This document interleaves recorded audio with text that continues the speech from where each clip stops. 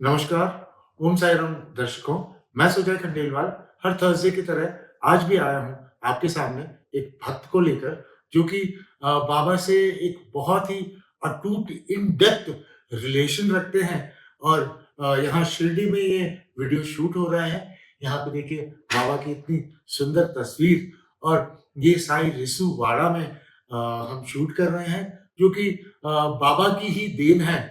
किस प्रकार से मैंने अपने जीवन में एक छोटा-सा शिरडी में सोचा था, एक प्लॉट हो जाए जिसमें कि झोपड़ी बनाकर और बुढ़ापे के लिए यहीं पर सेटल हो जाऊँ और कहाँ बाबा जिन्होंने इतना आलीशान, लंबा-चौड़ा यहाँ पर फ्लैट बना दिया, यहाँ पर इवेंट का एक वेन्यू बना दिया, साईं रिसुवाड़ा, जहाँ पर कि जिसे कि हम सत्संग के अलावा भी बाकी इवेंट्स के लिए लेट आउट करने वाले हैं। तो देखिए ये सब बाबा की ही कृपा है। तो चलिए हम विलंब ना करते हुए यहाँ पर इनवाइट करेंगे राहुल जी को जो कि सोनीपत से है। ओम साई राम राहुल जी। साई राम, साई राम। राहुल जी शिरडी में आज ही मुझसे मिले हैं। यहाँ साई वाणी लाइब्रेरी में ये पिछले कुछ दिनों से जब से शिरडी में है साई वाणी लाइब्रेरी में ये देखिए अभी भी इनके हाथ में सच्चरिता है, वो भी मोटी वाली जिसमें कि बाबा की कौन सी काकड़िया जी की है? हाँ, डॉक्टर रविंद्रनाथ काकड़िया जी वाली सच्चरिता है जो कि स्टर्लिंग ने पब्लिश की है। तो राहुल जी आप सबसे पहले तो ये बताइए कि बाबा के साथ आपका कनेक्शन कब हुआ, कैसे हुआ एंड वो कनेक्शन कैसे एक भक्ति का रूप लिया? अराउंड 2000 यू कैन से 2010 के अराउंड मेरा कनेक्शन हुआ बाबा से 9 और 10 के बीच में। मेरी 12th क्लास के बाद में उस 12th के बाद में बीटेक में एडमिशन लेने के बीच वाले टाइम पीरियड में मुझे जाना था, बीटेक में एडमिशन लेना था, 12th हो गई थी। तो उन दिनों में मेरी सिस्टर बाबा के पास में जाया करती थी और मेरी सिस्टर जाती थी और पूरे घर में ऐसा हम कोई मानते नहीं थे साईं बाबा को। लेकिन यूँ ही अचानक मेरा मन हुआ कि मुझे भी जाना है बाबा के मंदिर। वो अपनी फ्रेंड के साथ में जाती थी, सोनीपत में एक बड़ा मंदिर है बाबा का। अब मेरा इच्छा हुई और मैं जाने लगा और 1 घंटा लगता था वहाँ पर लाइन में, ईमानदारी के साथ में लाइन में लगना और उसके बाद में दर्शन करके वापस आना। तो एक दिन मैं मॉर्निंग के टाइम में गया कि मॉर्निंग में लाइन कम होगी, पहले इवनिंग में जा रहा था। तो मॉर्निंग में जाते-जाते एक दिन मेरे मन में भाव आया कि वहाँ पर ना सभी लोग सेवा कर रहे होते थे, बहुत सारे सेवादार, कि मुझे भी ऐसी सेवा करनी है। और उससे पहले की अगर मैं बताऊँ, मैं कभी भगवान से भी कनेक्टेड नहीं था। कभी ऐसा कोई भक्ति या कोई सेवा या किसी चीज़ से कुछ कनेक्टेड नहीं था। भगवान को भी मेरे को पुराने पंडित जी हैं हमारे घर के सामने, तो वो बताया करते हैं, "अरे! तू मेरे साथ आर्ग्यू करता था कि भगवान कौन है? कहाँ पर हैं? कैसे हैं?"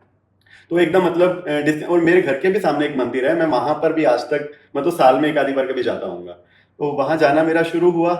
तो सेवा के लिए मैंने बोला, उन्होंने अपना रूल्स, टर्म्स एंड कंडीशंस बता दिया और नेक्स्ट थर्सडे से बाबा की कृपा क्या हुई कि 1 घंटा जो मेरा लाइन में लगता था ईमानदारी से, तो वो टाइम सेवा में लग गया 1 डेढ़ घंटा। उसके बाद में दर्शन करके वापस आना शुरू किया मैंने। तो अभी जब फर्स्ट टाइम बाबा की सेवा करी, वहाँ जो द्वारका माई बनी हुई है, वहाँ पर झाड़ू लगाने की सेवा मिली। तो जब वो सेवा की झाड़ू लगाने की, तो उस समय पे इतना तृप्ति हुई, इतना आनंद हुआ, मतलब जैसे कुछ मिल गया हो। इतना अच्छा फ़ील हुआ। एक तो मंदिर में वाइब्रेशंस इतनी अच्छी और वो सेवा करते-करते मन में एक बहुत अच्छी शांति मतलब लगी और आज तक कभी घर पे भी ऐसे तो झाड़ू लगाई नहीं थी, लेकिन तो मन में इतना अच्छा लगा, मतलब वो फिर उसके साथ-साथ धीरे-धीरे सेवा के साथ कनेक्टेड होते चले गए। वहाँ पर जो साईं संध्या होती, वहाँ पर सेवा करना और जैसे भक्त लोग आ रहे हैं, उनकी क्यू के लिए अपना कि जल्दी चलिए थोड़ा-सा, साईं राम चलते रहो, बढ़ते रहो, ये वर्ड्स यूज़ करते थे उस समय पे हम, साईं राम चलते रहें, बढ़ते रहें। और कुछ समय के बाद में तो बाबा ने क्या किया, जो घर के सामने एक मंदिर है मेरे, श्री राधा कृष्ण मंदिर, तो बाबा वहाँ पर विराजमान हो गए और मेरे घर का गेट है और ये सामने मंदिर का गेट है। वो जो एक भजन है ना, मेरे घर के आगे मेरे घर के आगे साईं नाम तेरा तेरा मंदिर बन जाए। उसका एक-एक लाइन, एक-एक सिंगल वर्ड मतलब हमारे पर फिट बैठता है। मतलब बाबा ने ऐसी कृपा की, एक-एक वर्ड, मेरे घर का गेट है और ये सामने मंदिर का गेट है, वहाँ बाबा विराजमान हुए। तो मेरा वहाँ पहले शुरुआत हुई सेवा की, उसके बाद बाबा वहाँ विराजमान हुए और वो भी गुप्त रीति से किन्हीं ने बाबा की सेवा की मूर्ति दी और अपना नाम तक भी मतलब सबके पब्लिक के सामने नहीं आने दिया था। और ओम साई राम, ओम साई राम। देखिए कैसे मंदिर में झाड़ू लगाते-लगाते इनके मन में झाड़ू लगा दी बाबा ने और कहाँ ये जो भगवान को नहीं मानने वाले और इनके घर के सामने बाबा आके विराजमान हो गए। तो यही है बाबा का चमत्कार जो कि सच्चरिता में लिखा है कि बाबा धागे से चिड़िया की तरह खींच लेते हैं अपनी तरफ भक्तों को। क्यों खींचते हैं? क्योंकि जो उन्हें देना होता है वो फिर देते हैं भक्तों को। एग्ज़ैक्टली। तो इन्हें सेवा के माध्यम से बाबा ने किस प्रकार जी। जोड़ा और इनके घर के सामने आ गए, और अब तो इन्हें जब भी टाइम मिलता है मेरे ख्याल से शिरडी पहुँच जाते हैं जी। और बाबा की सेवा में तल्लीन है। तो राहुल जी, भक्तों को बताइए कुछ लीलाओं के बारे में जो आपने अपने जीवन में एक्सपीरियंस की हो। 2016 और 2018 की बात है। 2018 की हम पहले उस वाले लीला के बारे में डिस्कस करते हैं।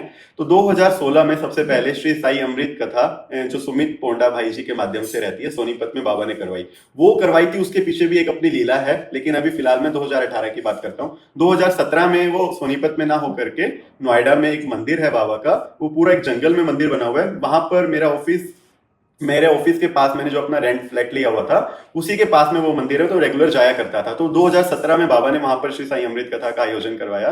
श्री अशोक जी वहां के प्रेसिडेंट हैं, तो उनके माध्यम से वैसे मेरा जाना हुआ। उन्होंने रामायण की कथा करवानी थी, तो मैंने उनको बाबा की कथा के बारे में इंट्रोड्यूस किया। तो उन्होंने बोला अब तो मेरी बात हो चुकी है। फिर अगले दिन बुला के बोले कि नहीं, बाबा की करवानी है, उनके साथ में कुछ बात बन नहीं रही है हमारी। तो वो 2017 में वहां करवाई। अभी बात मैं जो करने जा रहा हूँ 2018 की।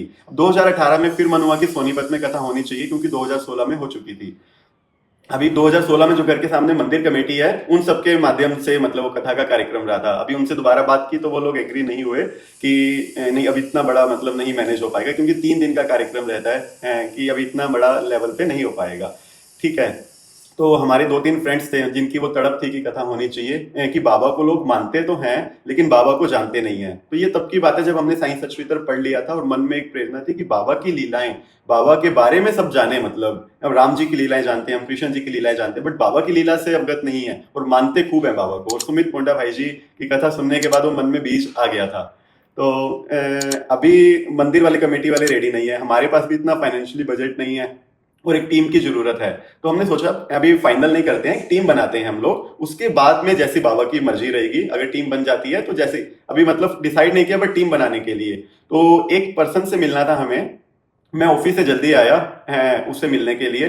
मेरा एक जो फ्रेंड है जो मेरे साथ में लगा हुआ था, उनकी शॉप पे आया। उनके लाइन के डिस्ट्रीब्यूटर लाइन के एक पर्सन थे, तो उनसे बातचीत हुई कि आपसे ऐसे ऐसे मिलना है, और उन्होंने अभी टाइम दिया था हमें, इसी कारण से ही मैं जल्दी आया। तो उन्होंने कहा कि अरे मैं तो भूल गया था, आज मैं अपने वापस घर चला गया, तो कल मिलते हैं। अगले दिन फिर मैं ऑफिस से जल्दी आया। मैं उस समय नोएडा से अप डाउन करता था सोनीपत।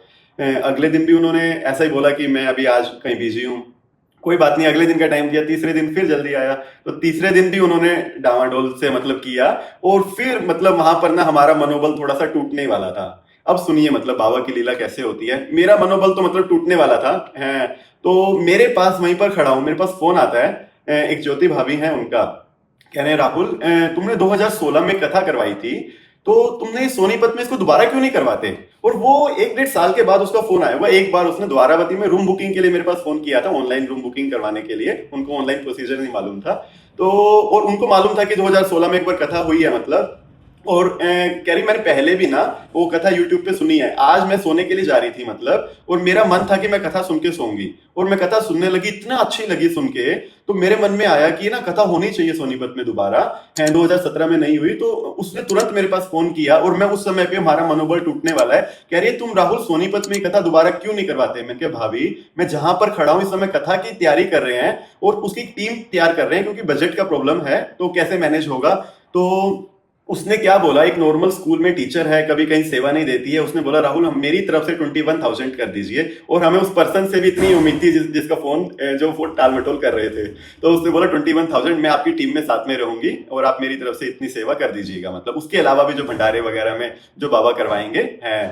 तो यहाँ पर देखिए मतलब हमारा मनोबल रीड होना, किसी का अचानक से फोन आना और ये बोलना कथा क्यों नहीं करवाते हैं, और इसी सेम काम के लिए उसी सेम टाइम पे, और ये कहना कि उसके बाद कि मैं अपनी तरफ से 21,000 दूंगी, अपनी टीम में रहूंगी। और उसने बहुत बढ़ चढ़ कर सहयोग किया, भंडारे में भी बहुत अच्छा सहयोग करवाया मतलब। तो ये मतलब क्या था। फिर उसके बाद हमने ना, जैसे ही मैं घर पहुंचा, घर पे भी सबको मैंने वो बाबा की लीला सुनाई। फिर हमने नहीं सोचा कि अभी टीम बनाएंगे सब, उसके बाद डिसाइड करेंगे, नहीं, अब तो फाइनल कर दिया। मतलब बाबा ही करने वाले हैं, बाबा ही करवाने वाले हैं, और सच में बाबा ही करेंगे। और आज तक का रिकॉर्ड है, 1 रुपए की बाबा ने कभी कमी नहीं आने दी, और हमेशा सब कार्य बहुत अच्छे से करते हैं बाबा, करवाते हैं।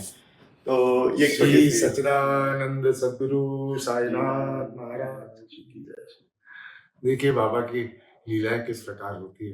3 दिन वो धक्के खाने के बाद, तो एग्ज़ैक्टली। ये मतलब ये धक्के तो हुए, जो जा रहे हैं, आ रहे हैं, जा रहे हैं, आ रहे हैं, परंतु बाबा को किसी को और निमित्त मात्र बनाना था।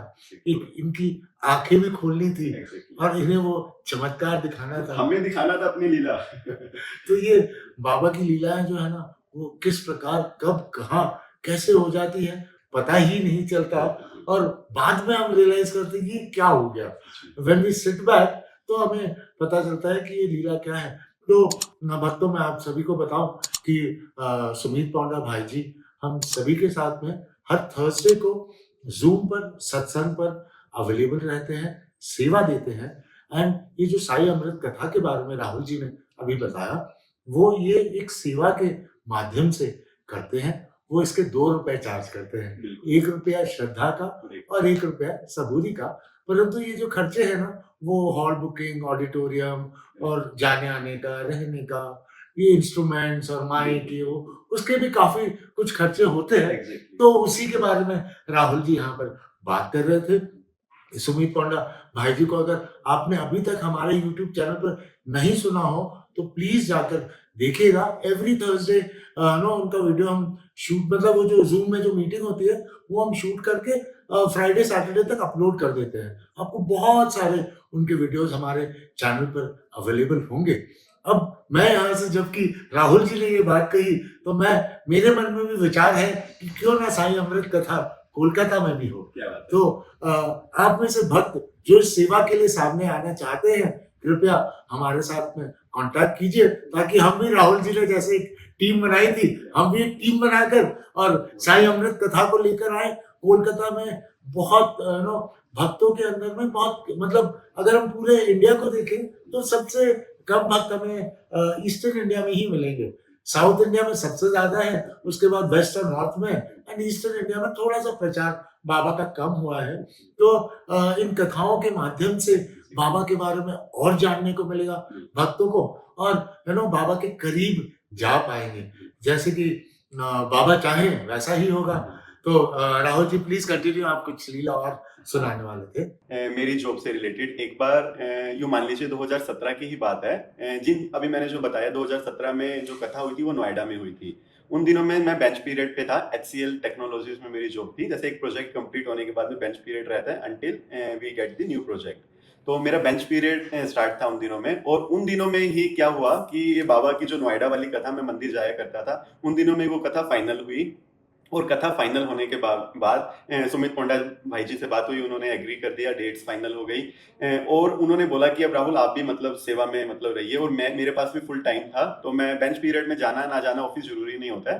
तो कथा बहुत अच्छे से बाबा की कृपा से बहुत अच्छे से संपूर्ण हुई और उस कथा होने के अगले ही दिन जैसे मैं ऑफिस में गया, मतलब जब वहां से फ्री हो गया, तो बेंच पीरियड में तब तक मेरे पास, अब बेंच पीरियड में क्या होता है ना, डिफरेंट प्रोजेक्ट से कॉल आती है, उसका फिर इंटरव्यू होता है उसी प्रोजेक्ट का और फिर उसके बाद में दोबारा से न्यू प्रोजेक्ट स्टार्ट रहता है। उस पूरे पीरियड में ना मेरे पास कोई कॉल आई ना कुछ हुआ और जैसे ही मैं ऑफिस में गया उस दिन मेरे पास में मैसेज आता है कि आपका एक इंटरव्यू इस वाले प्रोजेक्ट में शेड्यूल्ड है। It's okay. मेरी कुछ तैयारी भी इतनी आज तक खास नहीं थी और मैं लैपटॉप के सामने, कंप्यूटर के सामने बैठा ही ऑफिस में, मैंने सोचा 1 घंटे बाद इंटरव्यू था, 1 घंटा कुछ पढ़ लेता हूँ।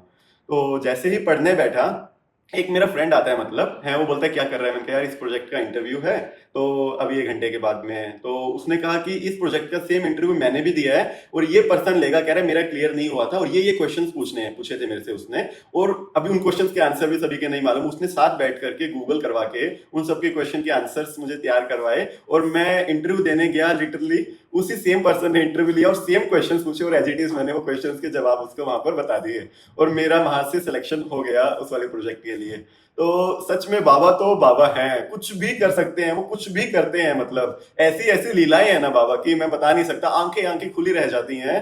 तो उस सेम टाइम पे उस पर्सन का आना वहां पर, 1 घंटे बाद इंटरव्यू है, वो 1 घंटे बाद भी आ सकता था, उसी टाइम पे आकर के उसी वो पर्सन आना जिसका सेम इंटरव्यू हुआ था और मेरा भी सेम बंदे ने इंटरव्यू लेना और इंटरव्यू क्रैक हो जाना। उससे पहले मैं टेस्टिंग प्रोफाइल में था, उस समय जो मेरा इंटरव्यू, उसके बाद आरपीए टेस्टिंग में आया, फिर आरपीए डेवलपमेंट में आया, तो वहां से मेरा कैरियर ने जितना ग्रोथ किया ना मैं बता नहीं सकता। जब नेक्स्ट कंपनी की तो डबल सैलरी पे डायरेक्ट में मतलब गया मैं, और उसके बाद नेक्स्ट पे फिर डबल। तो बाबा की कृपा ऐसी है, मतलब है, देखिए मतलब बाबा शुरू में भर भर कर एक्सपीरियंस देते हैं, मैं हमेशा ये कहूंगा, लेकिन एक समय आता है, मतलब है ना, बाबा फिर ये चाहते हैं अब जब हमारा विश्वास रेट हो जाए। लेकिन आज ऐसा समय है बाबा के चमत्कार देखने की कोई इच्छा नहीं है, क्योंकि बाबा ने भर दिया है पूरा। तो आज बाबा के आध्यात्मिक पहलू को जानने की जिज्ञासा है, इच्छा है। तो जो आज राहुल जी ने हमें बताया कि बाबा की जो टाइमिंग होती है ना, वो बिल्कुल परफेक्ट होती है और हम उसे समझ नहीं पाते। तो राहुल जी, आखिरी मैसेज जो आपने अपने जीवन में बाबा के माध्यम से सीखा है, उससे आप भक्तों को कुछ 2 लाइन बताएँ। तो जो ये ग्रंथ है, मतलब हमें एक भावना से पढ़ना चाहिए कि इसका एक एक वर्ड बाबा का लिखा हुआ है, और सिर्फ भावना ऐसे रखनी है और सच में बाबा का लिखा हुआ है। इस ग्रंथ को हेमाड पंत जी को प्रेरणा हुई लिखने के लिए 1910 में, बाबा के समय में 1910 में, और उनके मन में प्रेरणा आई और बाबा ने उनको क्या बोला कि मैं स्वयं तेरे हृदय में विराजमान होकर के अपना ग्रंथ लिखूंगा, लेकिन टर्म्स एंड कंडीशन अप्लाई। वो क्या, तेरा अहंकार ढूंढने पर लेश मात्र भी नहीं रहना चाहिए, तब मैं स्वयं तेरे हृदय में विराजमान होकर मैं स्वयं अपना ग्रंथ लिखूंगा। तो बाबा ने ये वचन दिया। तो इसके अनुसार आप मुझे बताइए कि ये ग्रंथ किसने लिखा, बाबा ने लिखा या हिमाड पंत जी ने लिखा? सबसे पहले तो ये बाबा ने लिखा, हम सबका उत्तर यही होगा। फिर अभी कैसे लिखा, मतलब 1910 में ये प्रेरणा हुई, उन्होंने लिखना शुरू किया 1922 में। तो कितना हुआ टाइम, 1910 से 1922, 12 साल। और 12 साल लगे बाबा को उनके अहंकार को धोने में, क्योंकि 12 साल का आध्यात्मिक जगत में तप माना जाता है। बाबा ने भी बोला था कि मैंने 12 साल नीम के पेड़ के नीचे तपस्या की थी। तो 12 साल आध्यात्मिक जीवन में तप माना जाता है। तो एक तप पूरा किया बाबा ने उनके अहंकार को धोने के लिए। बाबा ने स्वयं पहले उनके अहंकार को धोया, फिर उनके हृदय में विराजमान होकर इस ग्रंथ को लिखना शुरू किया 12 साल के बाद। और बाबा ने 1918 साल, बाबा ने 8 साल तो अपने सह शरीर रहते हुए दिए और 4 साल अपने समाधि लेने के बाद दिए उनके अहंकार को धोने के लिए, क्योंकि बाबा आज भी जीवंत है, ये बात हम सबको मालूम है। तो 12 साल लगे इस ग्रंथ को लिखने में, लिखना शुरू करने में, बाबा को अहंकार धोने में उनके। फिर उसके बाद में ये पब्लिश कब हुए ग्रंथ, 1930 में। 1922 से 1930 मतलब 8 साल। और इसी ग्रंथ के अंदर आता है, छोटे वाले ग्रंथ में आपको नहीं मिलेगा, है संपूर्ण ग्रंथ है जो, उसमें पढ़ेंगे। इसी ग्रंथ में आता है, मैं 8 साल के बालक के रूप में दोबारा अवतार लूंगा। ये बाबा के वचन है 8 साल के बालक के रूप में मैं दोबारा अवतार लूंगा। तो 1922 से 1930 मतलब 8 साल। तो ये कौन हुआ, ये स्वयं बाबा है। ओम साई राम, ओम साई राम।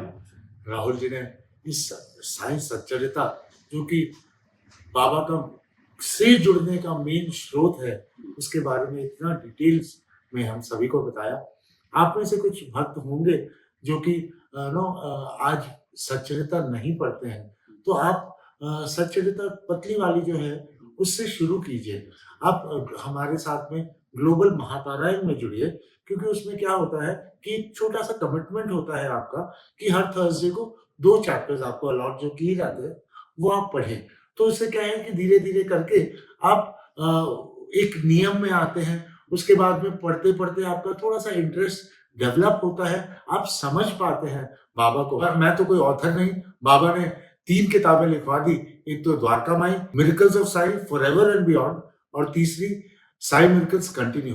इन तीनों किताबों में मेरे ख्याल से मैंने शायद मेंशन किया है कि मेरे जो प्रथम गुरु थे, मेरे पिताश्री लेट शिव शंकर खंडेलवाल जी, उन्होंने मुझे जीवन में यही सिखाया कि भगवान के चरणों में और पढ़ने के बाद उनसे कभी भी कोई मटेरियलिस्टिक चीज़ मत माँगो।